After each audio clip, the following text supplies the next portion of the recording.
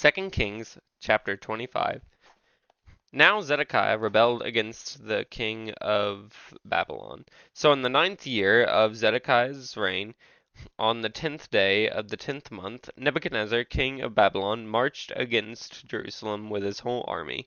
He encamped outside the city and built siege works all around it. The city was kept under siege until the 11th year of King Zedekiah.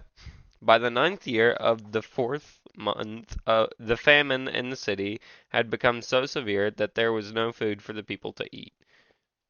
Then the city wall was broken through, and the whole army fled at night through the gate between the two walls near the king's garden, through the Babylonian. Though the Babylonians were surrounding the city, they fled toward the Arabah, but the Babylonian army pursued the king and overtook him in the plains of Jericho. All his soldiers were separated from him and scattered, and he was captured. He was taken to the king of Babylon at Riblah, where sentence was pronounced on him. They killed the sons of Zedekiah before his eyes. Then they put out his eyes, bound him with bronze shackles, and took him to Babylon. On the 7th day of the 5th month, in the 19th year of Nebuchadnezzar, king of Babylon, Nebuchad- Nebuzaradan, commander of the imperial guard, an official of the king of Babylon, came to Jerusalem.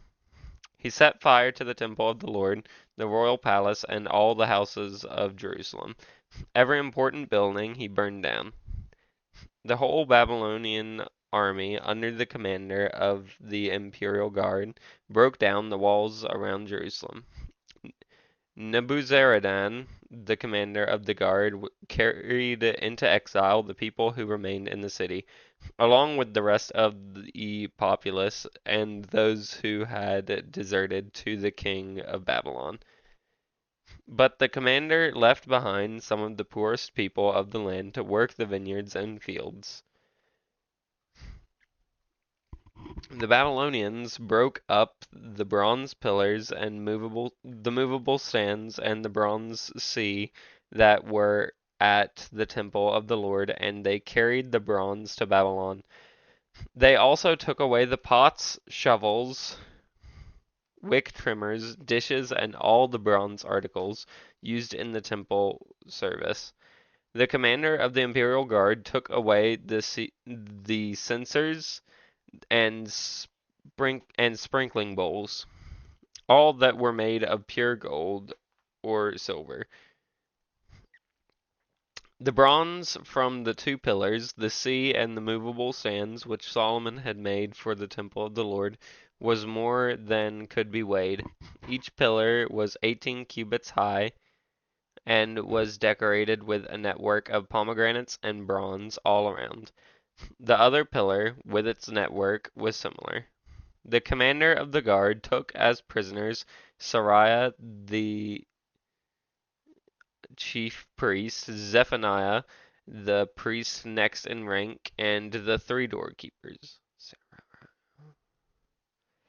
Of those still in the city, he took the officer in charge of the fighting men and 5 royal advisers.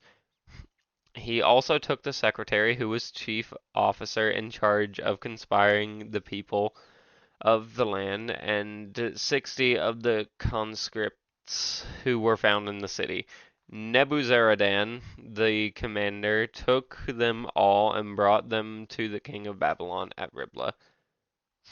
There at Riblah, in the land of Hamath, the king had them executed. So Judah went into captivity away from her land. Nebuchadnezzar, king of Babylon, appointed Gedaliah, son of Ahikam, the son of Shaphan, to be over the people he had left behind in Judah. When all the army officers and their men heard that the king of Babylon had appointed Gedaliah as governor, they came to Gedaliah at Mizpah.